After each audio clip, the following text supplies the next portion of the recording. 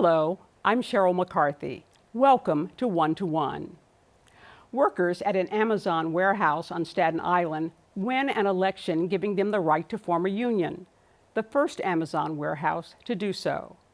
Workers at a Buffalo, New York hospital staged a 35-day strike, winning significant wage increases and higher staffing levels.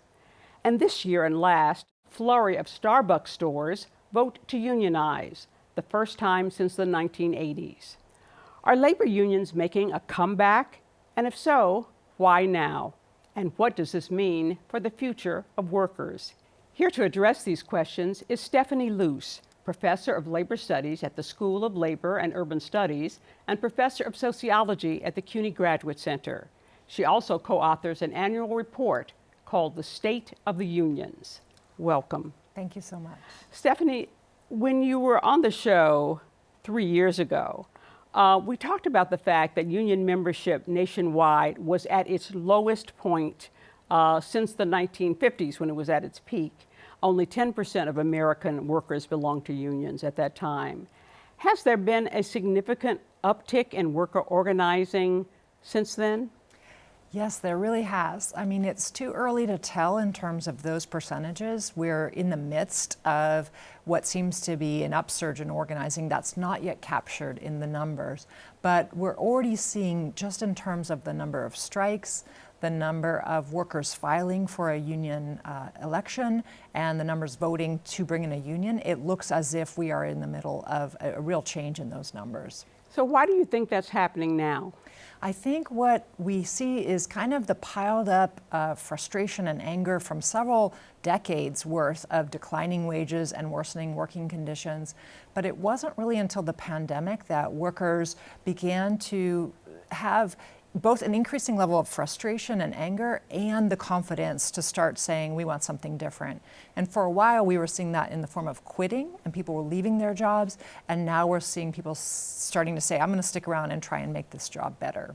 You know, I was talking with one of my young relatives, actually, who was working she was like an assistant manager in a movie theater.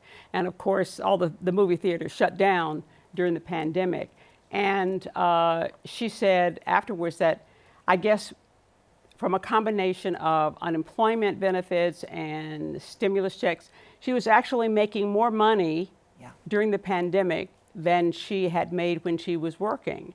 And I guess it's things like that that make workers realize how poorly they were being paid before. Right, and even now that those benefits have run out, they realized, that was inhumane to live on those low wages for those decades. No safety equipment, no sick pay days. You know, workers that were getting COVID were being told to come into work or, to risk getting COVID.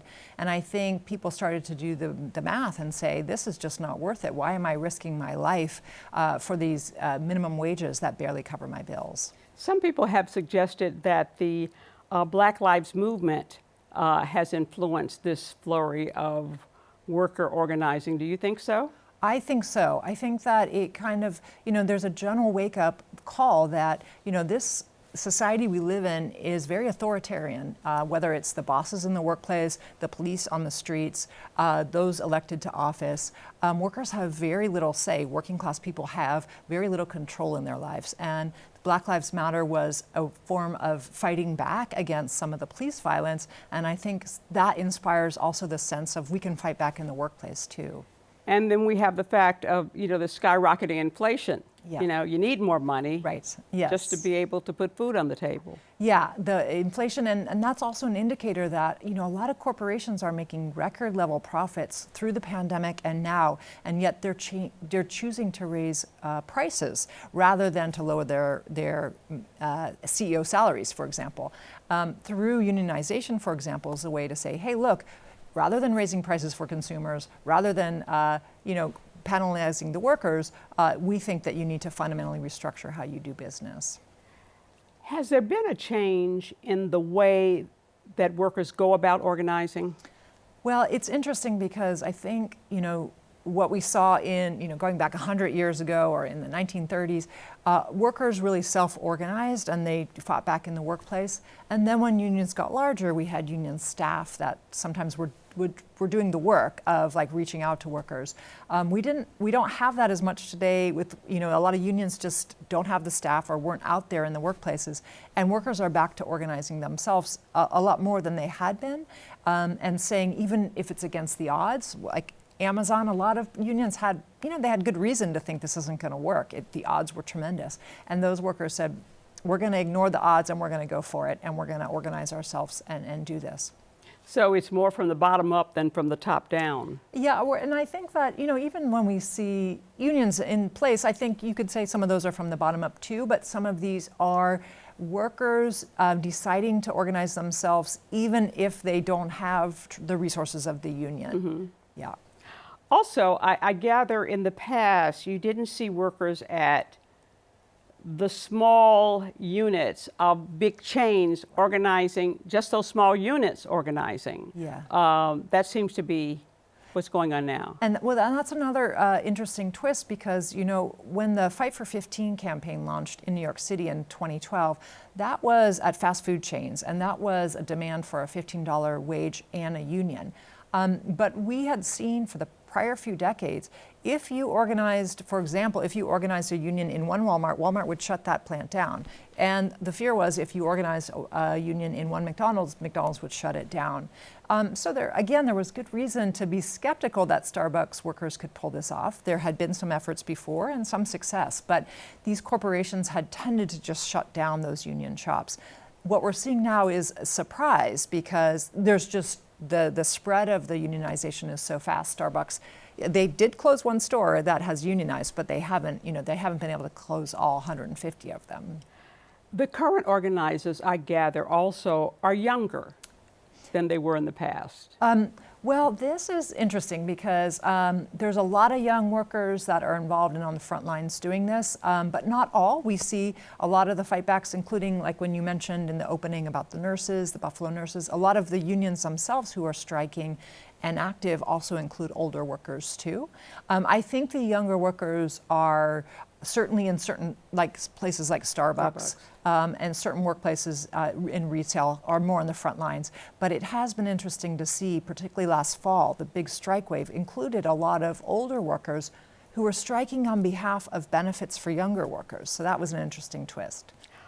Are the issues that workers are concerned about, angry about, striking over, organizing over, about the same things that they used to organize over, or are they different from in the past? I think, at the core, I think that they are similar because I think what you could say is you see the whole range of some people who are angry about low wages, some people are angry about safety conditions, and some people are just also in the big picture saying this whole system isn't working. And when you brought up Black Lives Matter, there's many ways in which Black lives don't matter, whether it's police shooting people in the streets or Black workers on the front lines of the pandemic being told they have to work without safety equipment. So it's, I think, the whole range of basic issues in the workplace to larger societal frustrations. Understaffing seems to be Yes. an issue that comes up often, I think I heard one woman at the Starbucks talking about they're working us to death, Yes. and scheduling, they can call you up to work. They don't give you any notice and call you up at any time. And you don't have any control of your life. Absolutely. That's been a huge growing issue, particularly in the retail and fast food where workers are on call, have very little control. And I think in Starbucks, we've heard workers say, they were willing to put up with some of that before when they felt the company was operating in good faith. The company does do some things for workers, helps with tuition and helps with certain benefits. But what they saw in the pandemic was the company really, saying you got to be out there and taking the risks, and the company themselves were not. And so I think workers are saying, hey, it would be easy to give us fair scheduling. It would be easy to make some of these adjustments, and yet you're not doing it. And staffing is certainly one of them.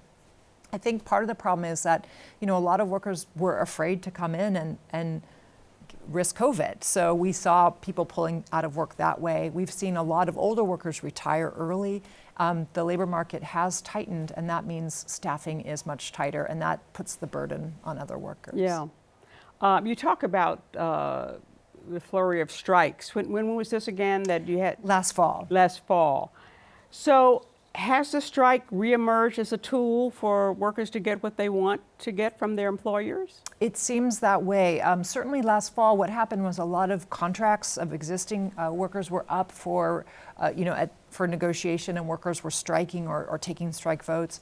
And we see a lot of workers now preparing to strike. I think in the case of Amazon and Starbucks, if those companies don't agree to recognize the union or don't agree to a contract, I think workers will be ready to strike. And we're looking at some big contracts coming up, such as the UPS contract that'll be up next summer. That's the largest unionized workforce in the country, and that union has been known to strike in the past. Okay.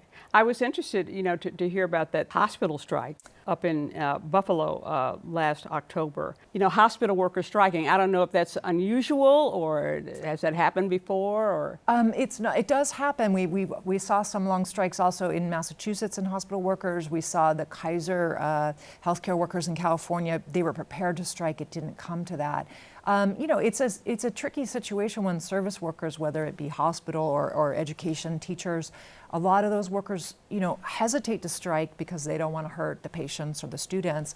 And I think we've seen a lot of unions evaluating and saying, how can we go into these strikes with the people we work with? So teachers striking on behalf of students and parents, bringing them into the struggle as well, saying, this is for all of us. And in fact, that struggle in Buffalo, a lot of that was around safe staffing, which is an issue for the nurses, but it's also an issue for the patients. Right.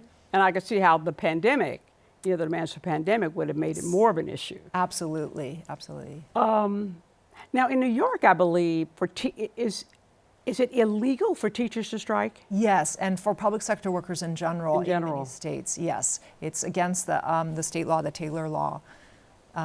Workers have struck before, such as transit workers in New York. They've gone on strike despite the law, but they did incur penalties for doing so. And I was reading about, I guess this was one of the Starbucks places in Seattle. I think there were only 17 workers, but they decided, okay, I think there was an anime convention in town, and they said, okay, well, we're walking. Yes, because they realize at some point, what if we just don't do this? The boss, is telling us we have to work, these insane long shifts at these, dangerous conditions, and we're, just not going to do it. And they struck, and they have the legal right to do so.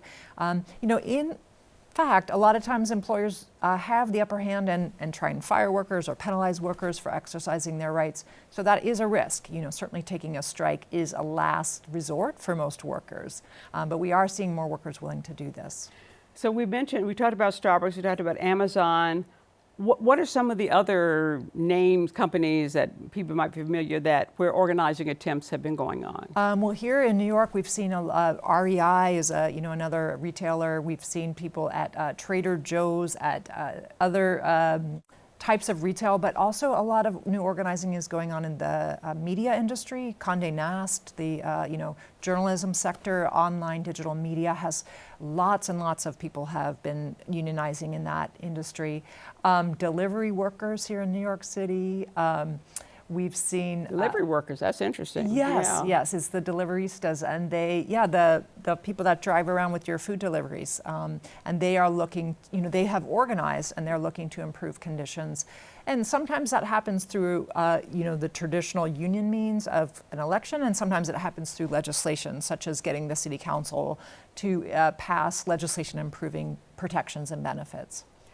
Are workers joining forces with community organizations, with public officials? I know that during the hospital strike in Buffalo, New York State Attorney General Letitia James filed a lawsuit against the hospital over staffing ratios. I guess they may have been in violation of some state laws. But do you have more other segments of the population joining in with the workers and with the unions? Yes, absolutely. I mean, in the lawsuit case, we've seen a number of prosecutions in terms of wage theft of employers that aren't paying fairly for overtime or paying workers their full wages.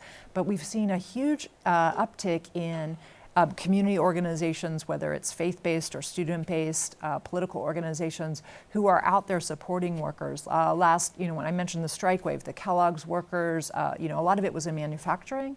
And mass numbers of community organizations from Portland, Oregon to Cleveland, Ohio to New York State were showing up on the picket lines every day, bringing food, bringing moral support, donating to strike funds. And so we're seeing lots of that kind of support. Is that something new? I don't think that is new in the sense of, even if we go back to the 1930s when there was initial really big strike waves, the Flint, Michigan sit-down strikes, a lot of that was supported by the community that was bringing in food and childcare and support and so forth. It's not new, but I think what is revived is a public support for unions is at a historic high, and particularly amongst young people, and a real awareness of workers' rights. You also have, I gather, workers being supported by other unions, because I believe in the hospital strike in Buffalo, they're supported by the communication workers. Yes, the communication workers, and it's more confusing these days about unions because a union might represent workers not in their traditional field. Yeah. So graduate students might belong to the United Auto Workers, for example, and that's just a kind of changing nature of what union is strong in that region at the time. But we are seeing union-to-union support. For example, one union might adopt another union location to support them through a strike. When we spoke last, you said that elected politicians and political parties in the United States have not necessarily been working on behalf of workers, which I found interesting. I mean, to think that was the case. Is that changing? It is better. We certainly saw, even in the 2020 elections, a lot more candidates. I think most all the Democratic Party candidates, for example, came out in support of things like a $15 an hour minimum wage, in favor of reforming the labor law, something called the PRO Act. So we've seen more individual politicians supporting workers' issues. And I would say even in, some in the Republican Party as well, saying workers need to have a better deal. However, why have they not done that before? I think a lot of these politicians, they get reelected through support of large donations, and large donations matter, and the biggest donors are the corporate donors. Yeah. So, things like the minimum wage was not popular with the Chamber of Commerce, was not popular with, large corporations that were funding them. So, for a long time in the 80s, 90s, 2000s, we were not seeing those candidates come out and say, we're going to support it, even though a majority of voters were in favor. There is also growing public support for unions, correct? That's right, yes. It is quite high. I think, I forget the latest number. 68%. 68, okay, yes. Yes, right. The highest, I think, since maybe the 50s or so. It's in decades, it's been rising steadily. What are some recent organizing efforts that particularly impressed you or? Well, I have to say the Amazon election was just stunning. Which one? The one in? The one in Staten Island. Okay. I'm wrong about a lot of things. But I didn't think they could win. Amazon is a massive corporation that has pulled out all the stops to fight them. And so it was incredible that victory came about. It was very inspiring to me that those workers really said, we're going to keep fighting, against all odds.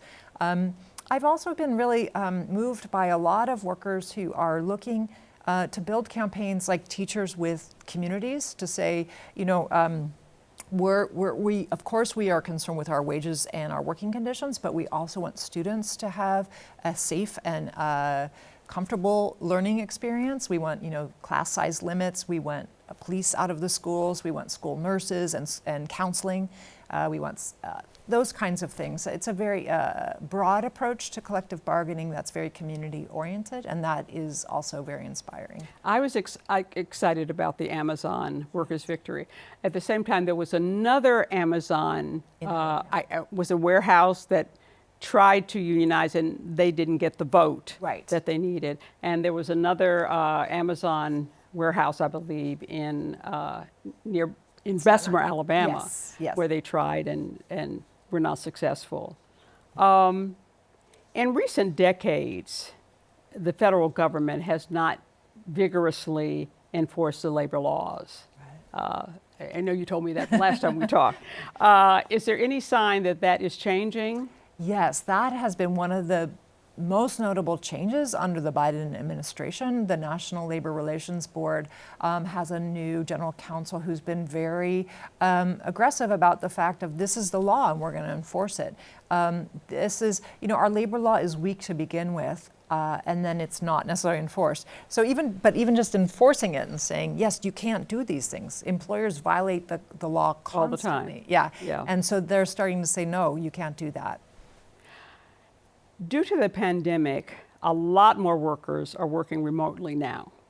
Do you think the increase in remote work is going to affect the power of the unions? One might think it might affect it negatively. I don't know. What do you think? It's an interesting question. Actually, before the pandemic happened, I worked on a report for the Writers Guild union, which is almost all digital media workers, and they were experiencing a pretty massive growth spurt of unionization in the 5 years up to the pandemic. So that was a online environment before the pandemic that was unionizing. Now, it's hard to say if being online made it harder or easier, but it wasn't stopping them. And I think a lot of those workers said it actually made it better. They learned about the union through things like just through Twitter or Slack, or they used a lot of new digital technologies to communicate with one another. And so there are some reasons to think it could help. But on the other hand, if you're in an online environment where you're very isolated and individual, it would certainly be working against you.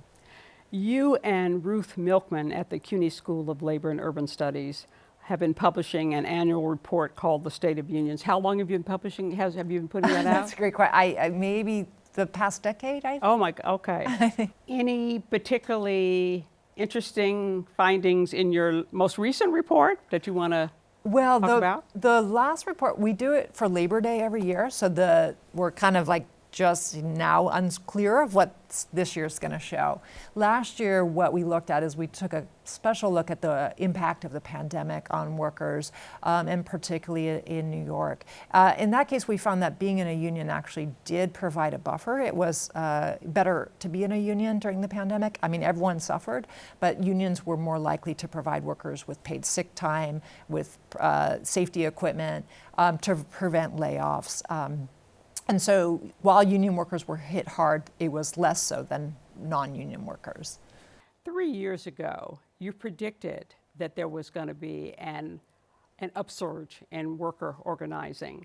Do you have any thoughts about where we might be 3 years from now?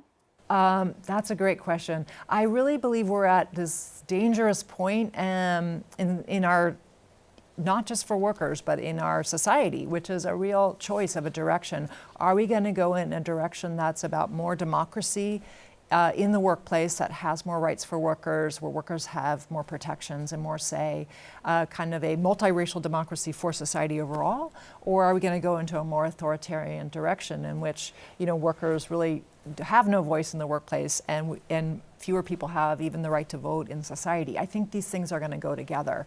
I think it's a fight for two different visions of the future.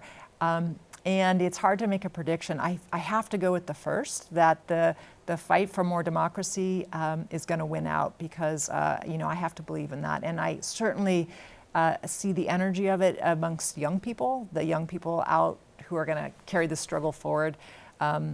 They've got a lot of energy and they're ready to fight. What do you hear, what kinds of things do you hear from your students about what's going on or what they want to see happen? it's fascinating to me that even in a pandemic situation, whether it's on Zoom or in a class with masks, people are just thirsting for knowledge. They want to be learning about how to change the world, how to make things better, and also in a global sense, like how do we make this, thinking, on the climate and thinking about, working together to keep peace. They're dreaming big, and they're really ready to put everything on the line. I understand you're working on a book. Yes. You get a chance. You have a minute and a half to tell us Sure. about it. Sure. It's with my colleague Deepak Bhargava, and it's based on a class we teach called Power and Strategy. It's a book about how people fight from below, what we call the underdogs, how underdogs have won major change throughout history, and how we might be able to do it again. Okay. Well, I repeat that I got excited when I heard about the Amazon workers in Staten Island winning their union battle, and so, something's happening here. Yes. We hope. Absolutely. Yes. Well, thank you for coming and giving us the update. Sure. From 3 years ago. Unfortunately, we're out of time. I'd like to thank Stephanie Luce, Professor of Labor Studies at the School of Labor and Urban Studies and Professor of Sociology at the CUNY Graduate Center, for joining me today. To learn about our upcoming shows, you can follow us on Twitter at One2One CUNY TV. For the City University of New York and One2One, I'm Cheryl McCarthy.